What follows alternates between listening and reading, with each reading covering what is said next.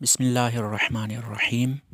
حدیث نبوی حضرت ابن مسعود رضی اللہ عنہ بیان کرتے ہیں، رسول اللہ صلی اللہ علیہ وسلم نے فرمایا، شیطان ابن آدم کے دل میں خیال ڈالتا ہے اور فرشتہ بھی خیال ڈالتا ہے۔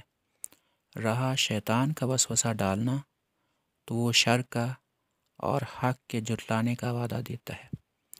رہا فرشتے کا خیال ڈالنا تو وہ خیر اور تصدیق حق کا وعدہ دیتا ہے۔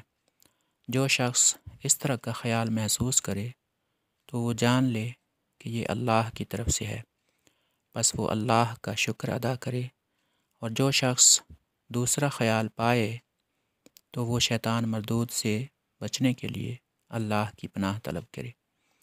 پھر آپ نے یہ آیت تلاوت فرمائی، شیطان تمہیں مفلسی کا وعدہ دیتا ہے اور برے کام کی ترغیب و حکم دیتا ہے۔